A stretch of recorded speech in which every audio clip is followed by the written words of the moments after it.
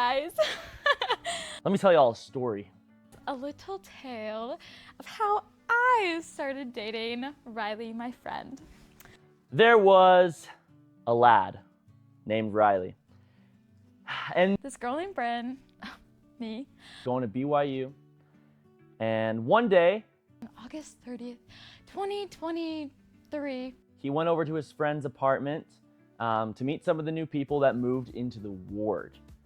But hear this, I do not remember it at all. Don't tell him that. One of his friends said, "Hey, Riley, here's my new roommate, Brynn." So I know that I met him on August 30th because he knows that I met him on August 30th. I was like, "Oh, hey, Brynn, what's up?" And she said, "Oh, hey, Riley, what's up?" But I have no recollection at all. Kept on seeing her a few other times, and I kept on saying, "Hey, Brynn," and she kept on saying, "Hey." She totally forgot my name. I forgot his name like twice. He'll say it was like 6 times, but it was not 6 times. It was like 2 or 3 times. Probably like 80 times forgot my name. And so that was a little embarrassing, but it was whatever. I started hanging out some more. We just like became really good friends, and he's just so sweet, and he was just my friend Riley. There was one night where I talked to her outside for so long. I was like, wow, this girl's different. I will take any dare. She will take any dare that you give her. There was this one time where we were hanging out. It's like midnight, and there's like this sand volleyball court. And he goes, I dare you to dive into that volleyball pit right now with no reason to do it. Just dive headfirst into the pit. She's like, Riley, no, I'm not gonna do that. while simultaneously taking off her shoes and putting her things on the ground so that she could do it. And he goes, wait, you're taking off your shoes. I go, I'm not taking off my shoes as I'm taking off my socks. And he was laughing so hard. Because she's wild. I was like, wow, this girl. Anyway, moral of the story, we were friends first. I really like to include that part because it makes me seem like we're like special. There was this other night at our friend's house, just messing around. Our friend had this like hat thing to keep her curls in order when she sleeps. Almost looked like a French beret. Brynn put that on, wrapped a little crocheted snake around her neck, and started acting like a French girl. And me, absolutely smitten in two. I don't even know if you can be smitten in two, but I was. I didn't realize it. Here's the thing. I didn't even realize I was smitten yet. I didn't even catch on. Brynn is super epic. And then once she finally remembered my name, it was more epic. And one day I went to church. I sit down in my little chair. He sits down behind me and he taps my shoulder and he goes, Brynn. And I said, what? I was telling him I didn't have enough long socks and I really liked creative socks. He goes, I have this for you. And he hands me a whole bag full of the Office themed socks. Because she had mentioned how she loved The Office. And I was like, oh my gosh, these are so fun. And he goes, they're for you. And I said, thank you. Thank you. That's so kind of you. You remembered. My friend Riley brought me the Office socks. And so it was so precious and I would wear them all the time. I'd like send him pictures of me wearing his Office socks and it was so fun. So one time I was sick and he brought me soup. That is so kind of him. I had no idea that like maybe he was treating me special. I didn't know. And my mom would always call and she'd be like, hey, what about that friend that you were talking about the other day? And I was like, oh yeah, Riley. She was like, oh, so are you interested in him? And I was like, no, Mom, he's just my friend Riley. That's just my friend Riley. Oh, he's just my friend Riley. I mean, I still don't even know when he started liking me. I think it was one day. I was talking with her and her roommates. Just chatting. It's like midnight, 1 o'clock. Her roommates fall asleep on the couch and it's just me and Brynn. And we start talking about some like real deep stuff. And I was like, wait a second. I've not had this kind of deep convo with somebody in a long time. But it was also super goofy. I was like wearing one of my zip ups. She was wearing her jacket like this. I had like zipped it up and it was like only of my face like this. But like completely over her face right here. And she's really short. She's like this tall. And so like she looked like a little like a little munchkin gnome thing. Like a little monster. And she hates when I say this, but that picture reminds me of when I started catching feels for her. I think he started started liking me that day when I looked like that. But I was scared. I didn't want to catch feels because I was like, okay, well, what if I get my heart smitten in two, you know? I didn't know that I kind of liked him. I just was like, oh my gosh, that's my friend Riley. She was cute I thought he was absolutely the best. and funny And he gave the best hugs ever. and real, And I always wanted to stand by him during football games. kind. And I have so much fun with him. Check every single box. All the boxes that you could check. So I decided, you know what? I want to ask her on a date. And he calls me. And he goes, hey, Brynn. And I was like, Riley doesn't call me. Hi, Riley. What's up? I could tell that he was like being weird and like asking me random questions that were not relevant. He told me later it was because he was nervous. Riley doesn't get nervous for anything, so it makes me feel good that he got nervous for that. So he asks me on a date for corn bellies, and I said, so actually on Saturday I have to go home and watch a Twilight marathon. He was like, that's okay, we could do it like midday or something like that. And I was like, oh, okay, like he's like rescheduling this date for me. Like I was thinking like, oh, this is gonna be a big group thing. It was just us. And so Saturday rolls around. TBH, guys, let's be for real right now. I was having the worst day of my life. Called my mom. I was like, Mom, I'm a failure. She was like, Brynn, you're not a failure. And I was like, I just want to sit on the couch and cry and watch a movie tonight, but I'm going on this date. And she was like, who are you going on this date with? And I was like, Riley. And she goes, oh my gosh, Riley. And I was like, yeah, Mom, don't worry about it. And she was like, we're gonna have so much fun because you think Riley's the best. And I was like, okay, you're right. I do think Riley's the best. But you know how you just like have to have date energy? I was like, well, I have to have date energy, but I don't think I have the energy to have date energy right now. And she was like, no, it's okay. You can do this. It's gonna be awesome. I'm like, he's coming in 5 minutes. Gotta cover up the fact that I've been crying. Actually, okay, pivotal relationship moment. I open the door and Riley smiles at me and I just like melt. And in that moment, I just know it's gonna just be okay. In that moment, I wasn't faking my smile. I like genuinely smiled back at him and I just forgot about the things I was worrying about. We went to Ye Old Corn Bellies. Would highly recommend. It's a hoot and a half.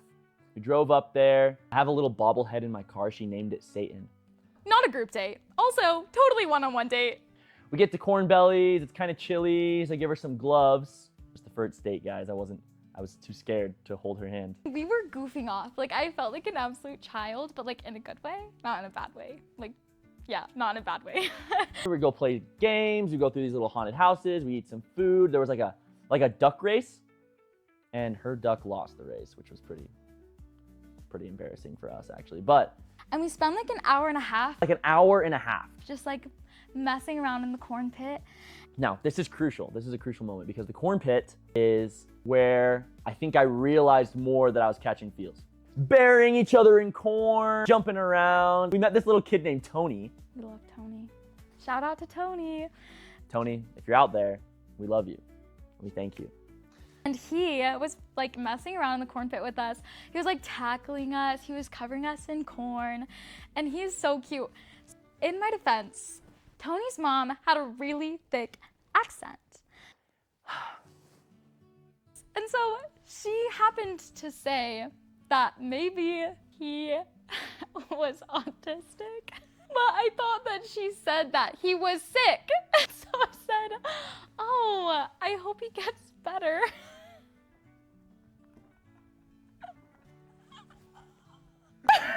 Riley looks at me with horror in his eyes. He goes, did you just say you hope he gets better from his autism? I was like, I thought she said that he was sick. He was like, no, he's autistic. I was like, oh no. Riley mocks that forever. He will always make fun of me for that. I'm never going to live that down. But yeah, we spent like half of it goofing around and then half of it again, just like sitting in the corner, just talking about real stuff and like deep questions. Like I could talk to him about things that I'm actually like passionate about, things I care about, but also I could just goof off with him, you know, and it feels so good. Definitely a foundational part of Riley and Brynn.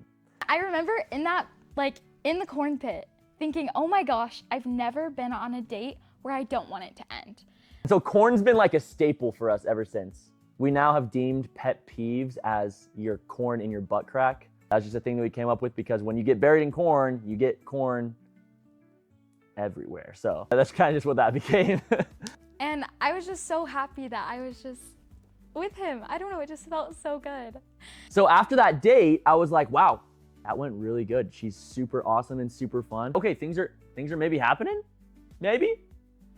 So I get back home, all my roommates, some of his friends are in the apartment, and they're all like, were you just like on a date with Riley? And I was like, maybe. They were like, and I was like, and they were like, okay, so how did it go? And I was like, it was so fun. I had the best time of my life. And they were like, so is there gonna be like a second date? And I was like, well, I don't know. Like, I don't know if he just asked me on that date, like as a friend, or like if he's interested, because I don't want to ruin our friendship if he's not. And I was like, ... like trying to hear back, like, what do you guys think? And they were like, maybe you should just like stay friends. Okay. So I decided, like, Riley's not interested in me, don't pursue, it's gonna be fine. Then I started to think, oh, maybe she's into other guys. Just because it seemed like maybe that was the case. And so I don't think she likes me. We're probably just friends. Just be his friend. Blah, blah, blah, blah, blah. And there was another night where like her and I were just laying there on the ground of her apartment. And like we had Play-Doh on our noses, like making them like Doofenshmirtz noses. And then, camping. I don't know if Riley mentioned this. We don't talk about camping. But of course you all need to know about camping because it's pivotal. We went camping with all of our friends. And I thought Riley wasn't interested in me, TBH. So I may or may not I've just been like talking to other guys the whole time. I'm so sorry, Riley. Blow you a kiss, Riley. I'm so sorry. He may or may not have given up on me entirely. Yes, I decided I was gonna give up. But he was thinking, oh my gosh, I'm giving up on Brynn. And I was thinking, oh my gosh, why are none of these boys like Riley? The next day, I'm like hanging out with some of my friends. We're just like goofing off on the playground, no big deal. They're asking me, they're like, so Brynn, any guys? And I was like, no guys. And they were like, so like, what about Riley? And I was like, no, he's not interested in me. And they were like, so like, actually, like, what about Riley? You guys went on a date. And I was like, no, he's not interested in me. You're not hearing me. And they were like, so like, Brynn, I don't know if he treats you like he treats other girls. And I was like, my brain broke. I was like, you know something. And he was like, I'm just saying maybe Riley could like you. Then people are like, Brynn, I don't know that I would get too much in your head. I don't know that I would pursue. So then I'm like, oh shoot, what am I gonna do about it? But then at word prayer, here's what happened. Go to word prayer. That's what I'm gonna do about it. Word prayer, we're sitting there. I'm on one side of the fire pit, she's on the other side. I see her, I'm like, whatever. And he's written me off. He's like, no, absolutely no more Brynn. I see Riley across the fire pit and I go, you know what? Don't care. I don't care what my friend said. Like, I'm gonna go and I'm gonna talk to him. All of a sudden, Be Real goes off, and everybody's like, oh, let's take our Be Reals. And so everybody is out taking their Be Real. And then I feel this little set of paws on my shoulders. Little hands, little mittens on my shoulders. And I say, who's on me right now? I don't say that. Like, in my mind, I'm like, who's on me right now? And I turn, and it's Brynn. I'm like, huh? I don't understand. So I kind of went to a different conversation with other people. I was like, okay, I don't want to be all sad about it. I'm just like glued to his side the entire night long, like glued to his side. She followed me to these conversations. She kept on following me from conversation to conversation, and I was like, okay, what's happening here? I don't understand. And at one point, my friend, she pulls me aside. She's like, hey, so like boys? And I was like, hey, so like, I don't know. And she was like, who do you like? And I was like, I don't think I can tell you because like maybe you'd tell him. She was like, please tell me, I won't tell him. And then one friend comes up to me and they go, I need to tell you something. She told him. And she's like, guess what? Brynn likes you. So I said, wait, I like Riley. And she was like, oh my gosh, there's no absolute way. I have to tell you something so bad. Riley told me literally last night that he's so down bad for you. And I was like, you're lying. She was like, I'm not lying. And so I was like, shut up. That's not true. That is not true. Don't try and play with me right now, bro. She's like, no, I just talked to her and she said she likes you. I was like, that's gotta be cap. That's gotta be cap at this point. he does not believe her. So I just didn't believe her. I totally did not believe that he liked me. But then Brynn wanted us to come play games at her apartment. And I was like, okay, sus. So we play games at the apartment, whatever. And it's all good and dandy, but I still don't believe that Brynn is into me. Because I'm like, how can she be? She's way out of my league. She's a 10 out of 10, 10 out of 5, 20 out of 5. You understand? But then, when I was with aforementioned friend, she gets a text from Brynn. Guess where she is? In the car with Riley. And the text from Brynn says, He does not like me. This is me texting, by the way. She shows him the text. I was like, wait, is this for real? And so for the next hour, I sit with that friend while Brynn is texting her back and forth, telling her about how she actually does like me. Literally telling me how much he likes me. And I was peeing my pants. So insanely nutso. So the next day I said, you know what? We ain't beating around the bush no more. I text Brynn, I said, hey, do you want to go get some hot chocolates later tonight and we can talk about stuff? And he's like, we should go get drinks and talk. And I was like, oh.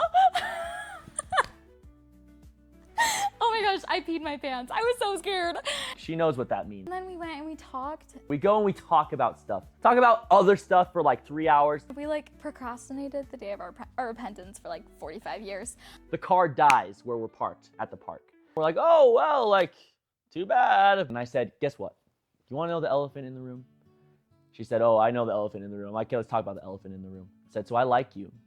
She says, whoa, I like you too. And he was like, so like, what now? And we said, well, let's take it slow. Let's go on some more dates and we'll see where this goes. So we went on some more dates. Went on a sushi date where we talked for hours and hours and missed a game night that we were planning on going to because didn't care. That same day, we like painted our entire selves blue for the BYU football game. And we went to a movie earlier that week and I was like so scared because I was sitting next to her in the movie and my hands are like this. I was so scared. And so I like, kind of like, she totally pretended to be scared. And so I was like, oh, don't worry about it. Like I got you. And then she went for Thanksgiving break and I was like missing her when she was gone. She comes back and I'm like, let's go on a walk. We're like walking up the mountain. And I won't tell you what he said. I pulled a cringy line. His line? That I'm not gonna quote here because it makes myself cringe. He doesn't like when I talk about that because he gets embarrassed. Basically, smooched her. He kissed me and it was so cute and romantic. Right on the mouth. It was so cute and romantic. She smooched me right back. Right on the mouth. And then I said, all right, so, you trying to be my shawty? My shawty bae? 2 weeks later, we were dating. She said, I'm trying to be your shawty. And it's been awesome ever since. And he's my best friend in the whole world. And she's still my best friend. I'm getting married and I'm so excited. It's gonna be Lydia. If you're watching this video at our reception, that means we're fat married now. God bless America. Lessons learned, YSA's work. God bless Riley. Other lesson learned, Brynn Wheeler is my sexy bacon. Kisses. That one was for Brynn. This one's for the rest of you.